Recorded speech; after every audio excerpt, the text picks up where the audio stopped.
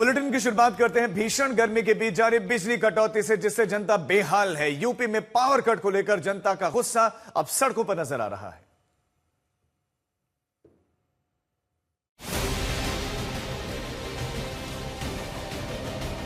भीषण गर्मी के बीच यूपी में बिजली कटौती ने आम जनता को सड़कों पर उतरने के लिए मजबूर कर दिया है। लखनऊ से लेकर कानपुर तक और हापुड़ से लेकर रामपुर तक भयंकर बिजली कटौती से लोग परेशान हैं। राजधानी लखनऊ का हाल देखिए। महिला का गुस्सा बिजली कर्मचारियों पर उतर रहा है क्योंकि लाइट ही नहीं आ रही।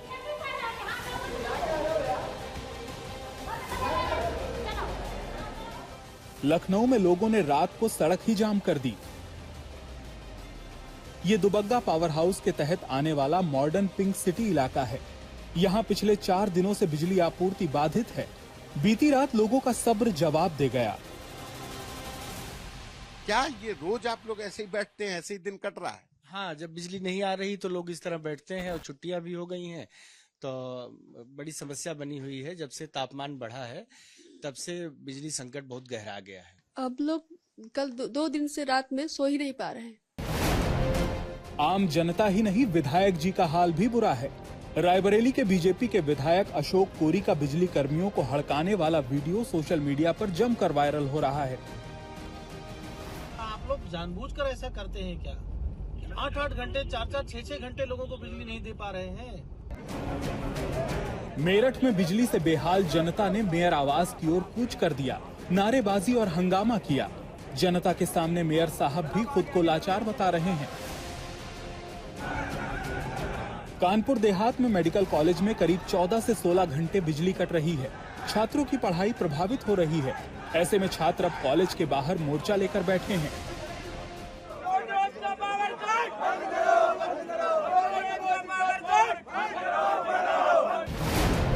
अब सवाल यह है कि आखिर यूपी में बिजली कटौती से जनता को कब राहत मिलेगी? कब वो भीषण गर्मी के बीच सड़कों की बजाय घरों में आराम से रहेगी? आज तक ब्यूरो। एक और पावर कट से जनता बेहाल है तो दूसरी ओर इस पर सियासत जमकर हो रही है। विपक्ष सरकार पर सवाल खड़े कर रहा है तो वहीं सरकार बिजली कटौती से उन दावों को लगातार खारिज कर रही है।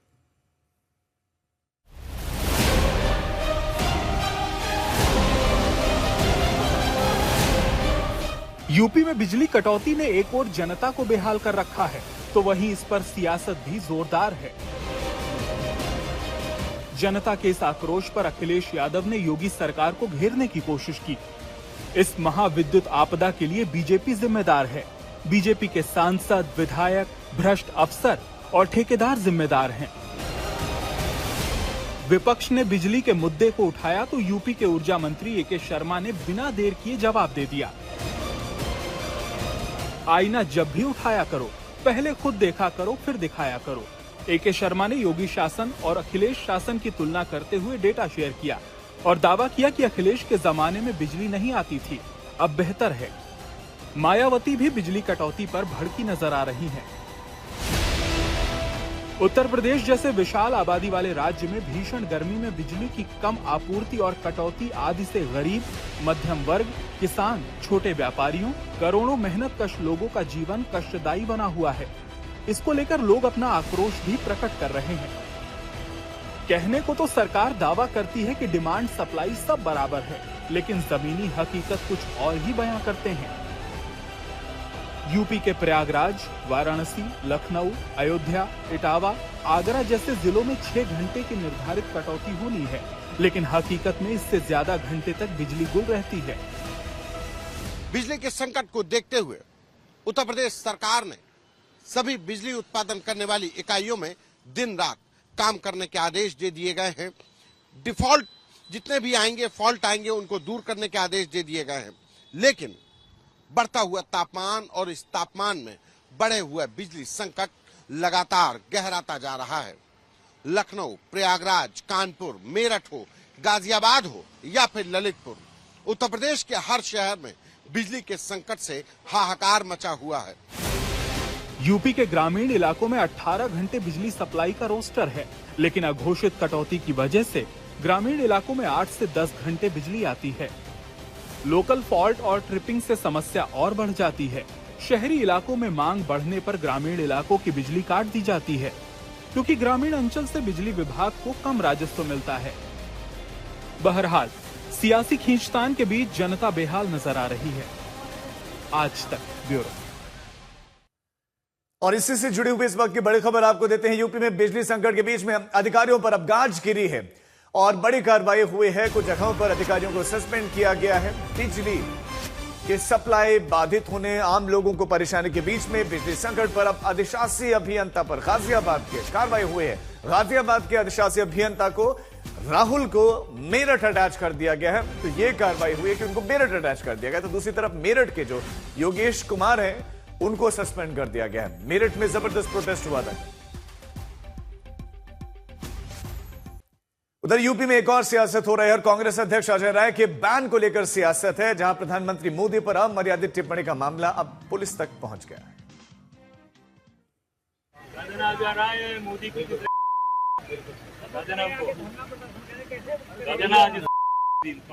मोदी की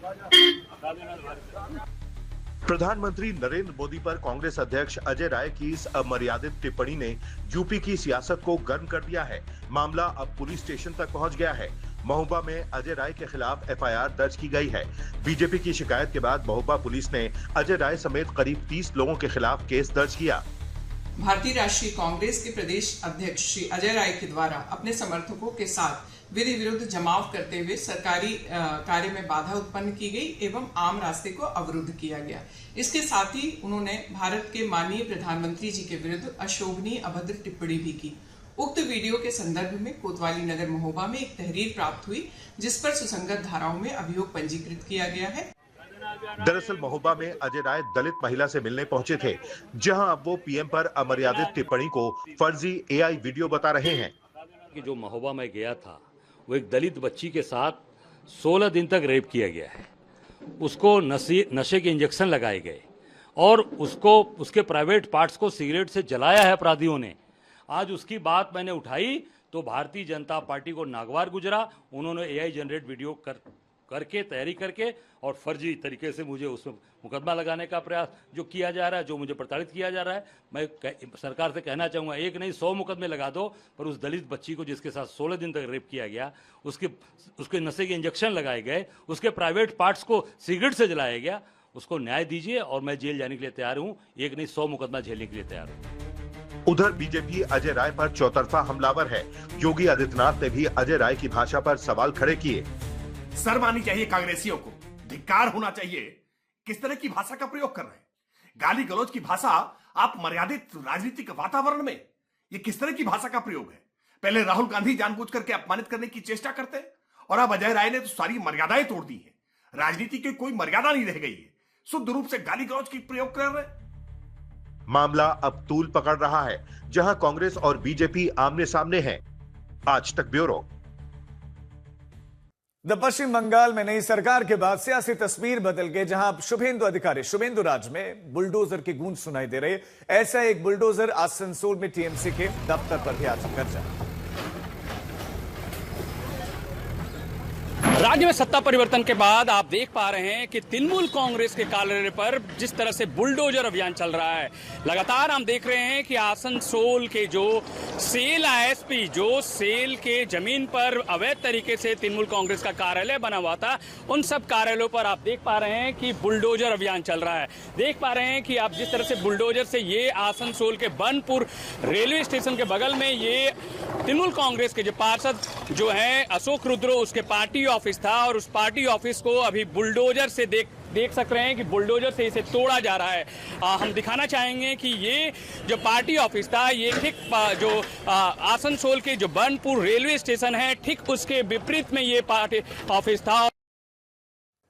और एक बड़ी खबर आपको देते, बंगाल से बड़ी खबर। शुभेंदु सरकार ने बड़ा फैसला लिया और बकरीद को लेकर यह बड़ा फैसला है। राज्य में छुट्टी की घोषणा में कटौती कर दी गई है। पहले 2 दिनों यानी कि 26 और 27 मई को छुट्टी थी, लेकिन अब उसे बदल दिया गया है। राज्य सरकार ने अब 28 मई को एक ही दिन की छुट्टी घोषित कर दी है। नई शुभेंदु सरकार ने ममता बनर्जी के कार्यकाल में की गई पिछली छुट्टी की घोषणा में यह बदलाव किया है। ममता सरकार ने पिछले साल नवंबर में जारी अधिसूचना में 2 दिन की छुट्टी यानी कि ईद के दिन और ईद से 1 दिन पहले की घोषणा थी छुट्टी की, लेकिन अब उसमें बदलाव है। शुभेंदु सरकार ने 1 दिन की छुट्टी कम कर दी है। अब बात सीबीएसई की, जहां पर छात्रों के लिए एक राहत भरी खबर आई है। Central board of secondary education यानी कि सीबीएसई ने 12वीं स्टूडेंट्स के लिए स्कैन आंसर शीट हासिल करने की तारीख अब बढ़ा दी है। दूसरी बार ये बढ़ाई है। पहले तारीख 22 मई थी, जिसे बढ़ाकर 23 मई किया गया और अब इसे 24 मई कर दिया गया है। इस निर्णय से उन हजारों छात्रों को राहत मिलेगी जो तकनीकी समस्याओं की वजह से निर्धारित समय सीमा में आवेदन ही नहीं कर पाए थे। सीबीएसई ने पहले रिवैल्यूएशन फीस में कटौती की थी। आंसर शीट की स्कैन कॉपी के लिए 700 की जगह 100 रुपए ही देने होंगे। मार्क्स वेरीफाई या टोटलिंग के लिए 500 की जगह 100 रुपए देने होंगे। वहीं प्रति सवाल दोबारा कॉपी जंचवाने के लिए अब 100 रुपए की जगह सिर्फ 25 रुपए ही लगेंगे। शिक्षा मंत्रालय ने 12वीं बोर्ड के रिजल्ट के बाद छात्रों के विरोध के बीच यह फैसला लिया था। इस बार छात्रों ने रिजल्ट पर नाराजगी जताई थी। वहीं इस बार दोबारा कॉपी जांच के आवेदन के मामले में पिछले सालों की तुलना में बहुत ज्यादा है। द नीट पेपर लीक मामले में सीबीआई ने एक और मास्टरमाइंड को गिरफ्तार किया है, जिस पर फिजिक्स के पेपर को आउट कराने का आरोप है। और सबसे चौंकाने वाली बात यह है कि अब तक इस मामले में 3 महिलाएं गिरफ्तार की जा चुकी हैं और तीनों ही महिलाओं का नाम मनीषा है। यह मामले में 11वीं गिरफ्तारी है।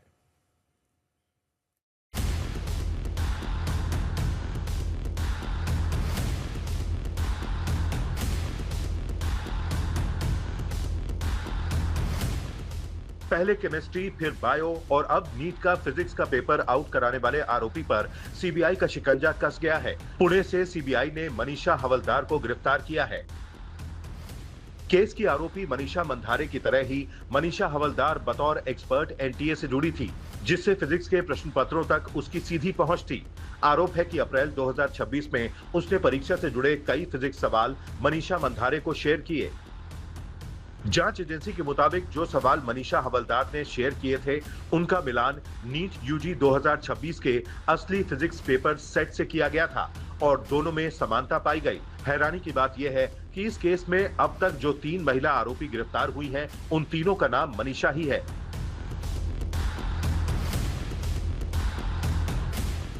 इस बीच नीट पर जारी सियासत के बीच राहुल गांधी ने नीट पेपर लीक से परेशान होकर सुसाइड करने वाले छात्र के परिवार से फोन पर बात की। नमस्कार, बड़ा दुख हुआ ये सुनकर।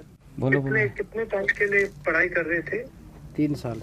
बोलो आप, हिम्मत रखो। 3 साल से पढ़ाई कर रहा था। अब की बार उसका सिलेक्शन भी हो गया था और अभी वो सेंटर से निकला तभी बोल दिया था मेरे को कि मेरा सिलेक्शन हो गया अब की बार। उसके बाद में पेपर लीक होने के बाद में उसने वो सुसाइड तो पेपर लीक हुआ, उसने मतलब पहले भी ट्राई किया था या पहली बार की है? नहीं, ये तीसरी बार था। तीसरी बार था और इस बार इसको लगा कि हो जाएगा। बहरहाल इस पूरे मामले में नीट पेपर कराने वाली संस्था एनटीए की भूमिका सवालों के घेरे में है, जो कि हर जिम्मेदारी से पल्ला झाड़ती नजर आ रही है। आज तक ब्यूरो। आज लखनऊ से एक हैरान कर देने वाली तस्वीर सामने है, जहां पर पुलिस के खिलाफ लखनऊ में बार एसोसिएशन ने वकीलों को लाठियां थमा दी। अब क्या लखनऊ में वकील पुलिस की लाठी का जवाब लाठी से देंगे?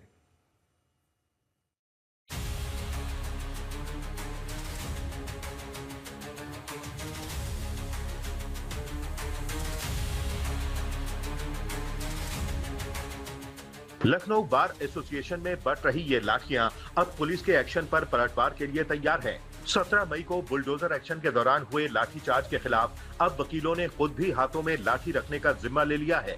बार एसोसिएशन की तरफ से वकीलों को करीब 600 लाठियां बांटी गईं। वकीलों का दावा है कि पुलिस कार्रवाई का मुकाबला करने के लिए ये कदम उठाया गया है, यानी अगर पुलिस लाठीचार्ज करेगी तो वकील भी जवाब में लाठीचार्ज के लिए तैयार हैं। लाठीचार्ज के खिलाफ लखनऊ जिला कोर्ट में वकीलों की हड़ताल जारी है, जिसके चलते कोर्ट का कामकाज पूरी तरह से प्रभावित है। वकीलों के चैम्बर्स तोड़े जाने और बुलडोजर की कार्रवाई से भयंकर नाराजगी है। वकीलों का आरोप है कि पुलिस ने लाठी से पीटा था। अब बदला लेने का ऐलान हुआ है, यानी अगर पुलिस दोबारा एक्शन लेगी तो बार एसोसिएशन के वकील पुलिस का जवाब लाठी से देंगे। आशीष श्रीवास्तव, लखनऊ, आज तक। राजस्थान के जालौर से हैरान कर देने वाली तस्वीर सामने है, जहां पर एक युवक पर बीच सड़क पर स्कॉर्पियो से हमला करने की कोशिश की गई। तस्वीरों में आप देख सकते हैं कि कैसे सरेआम युवक पर बार बार गाड़ी चढ़ाने की कोशिश की जा रही है। बताया जा रहा है कि जमीन विवाद को लेकर पिछले दिनों से ये दो पक्षों में तनाव था, जिसके बाद सुपारी देकर हिस्ट्री शीटर ने शख्स पर स्कॉर्पियो के जरिए जानलेवा हमला करने की कोशिश की। इस घटना की सूचना पर पुलिस मौके पर पहुंची और घायल युवक को अस्पताल में भर्ती करवाया गया। वायरल वीडियो और सीसीटीवी फुटेज के आधार पर बदमाशों की तलाश की जा रही है।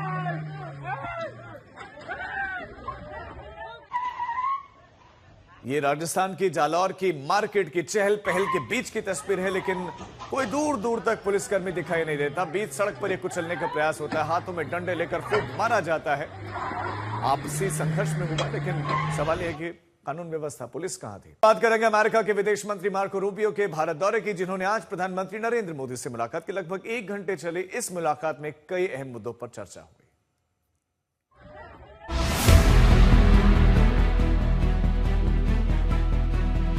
दुनिया भर में बढ़ रहे तनाव के बीच ये भारत और अमेरिका के संबंधों को मजबूत करने वाली तस्वीर है। भारत दौरे पर आए अमेरिका के विदेश मंत्री मार्को रूबियो ने पीएम मोदी से करीब 1 घंटे लंबी मुलाकात की, जिसमें सुरक्षा, व्यापार, क्रिटिकल टेक्नोलॉजी और इंडो पैसिफिक क्षेत्र में सहयोग जैसे कई अहम मुद्दों पर चर्चा हुई। मार्को रूबियो ने पीएम मोदी को व्हाइट हाउस आने का न्योता भी दिया। फरवरी 2025 में प्रधानमंत्री मोदी और अमेरिकी राष्ट्रपति डोनाल्ड ट्रंप की मुलाकात के बाद ये पहली उच्च स्तरीय बैठक थी, जिसमें अमेरिकी विदेश मंत्री भारत दौरे पर आए हैं। ये दौरा क्वाड विदेश मंत्रियों की बैठक से पहले हो रहा है और इसे भारत अमेरिका संबंधों के लिहाज से बेहद अहम माना जा रहा है। रूबियो की 4 दिन की भारत यात्रा ऐसे वक्त में हो रही है जब दुनिया भर में ईरान युद्ध की वजह से मुश्किलें बढ़ रही हैं और बदलते हालात के बीच भारत अमेरिका के बीच रिश्तों में उतार चढ़ाव भी देखने को मिला है। इससे पहले रूबियो पत्नी के साथ कोलकाता पहुंचे। कोलकाता पहुंचने के बाद रूबियो ने mother Teresa house of the missionaries of charity का दौरा भी किया। कोलकाता में कुछ घंटे गुजारने के बाद मार्को रूबियो दिल्ली के लिए रवाना हुए। वो जयपुर और आगरा भी जाएंगे। हिंद प्रशांत क्षेत्र में सामरिक सहयोग मजबूत करने के लिए भारत 26 मई को क्वाड देशों के विदेश मंत्रियों की बैठक की मेजबानी करेगा। ऑस्ट्रेलिया, जापान के विदेश मंत्रियों के साथ साथ मार्को रूबियो इस बैठक का भी हिस्सा होंगे। उनके 4 दिन के भारत दौरे के मुख्य 4 उद्देश्य होंगे: ऊर्जा, व्यापार, तकनीक और रक्षा। मैं घोषणाओं से पहले कुछ कहना नहीं चाहता, लेकिन कुछ घोषणाएं हमारे द्विपक्षीय संबंधों से जुड़ी होंगी, साथ ही क्वाड सम्मेलन से संबंधित भी होंगी। क्वाड में भागीदार होने के नाते हमारे पास कुछ ऐसे नतीजे होंगे जिनके बारे में चारों पक्ष बहुत उत्साहित हैं। ये कुछ ऐसा है जिस पर हम पिछले लगभग 5 महीनों से काम कर रहे हैं। मैं यहाँ लगभग 5 महीनों से हूँ। होर्मुज में जहाजों की आवाजाही पर संकट के बाद से भारत ने तेल के लिए कई विकल्पों को आजमाया है। ये संकट अभी टला नहीं है। व्यापार के लिहाज से और कूटनीति में संतुलन को देखते हुए सहमति बनाने के लिए रूबियो के इस दौरे को काफी अहम माना जा रहा है। आज तक प्रधानमंत्री नरेंद्र मोदी ने रूबियो से मुलाकात के बाद दुनिया की भलाई के लिए अमेरिका और भारत को साथ आकर काम करने पर जोर दिया, तो वहीं रूबियो ने भी मौजूदा हालातों में भारत की भूमिका को बेहद अहम बताया। Anchoring that is the relationship between the president and the prime minister. It's a personal relationship that dates back to the first administration when the president had a chance to visit here, and it has carried over into this second administration. And you can just see the connection between them, and I think that's incredibly important. It is. The connection between leaders is incredibly important. These are two very serious leaders that are focused not just on the short term but on the long term, and so I think that. That is important to note because it's a key part of the foundation of the relationship between our countries. And just in the past year, we've seen this partnership deepen in ways that don't often make headlines or aren't splashy, but are important and real and tangible and enduring. We've expanded commercial ties now with more than $20 billion in investments. $20 billion in investments from Indian companies in the United States. We've deepened a security partnership through military exercises in the Indo-Pacific. अब बात करते हैं देश के लोगों को सुबह सुबह लगे महंगाई के झटके कि देश में एक बार फिर पेट्रोल और डीजल के दाम बढ़ गए।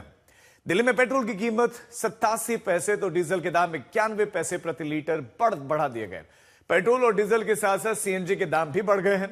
दिल्ली में पेट्रोल 87 पैसे महंगा होकर अब ₹99.51 प्रति लीटर पहुंच गया, तो डीजल 91 पैसे प्रति लीटर महंगा हुआ और इसके दाम अब ₹92.49 पहुंच गए। वहीं सीएनजी की कीमत भी बढ़ी है, अब दिल्ली में ₹81.09 प्रति किलो सीएनजी हो गई है।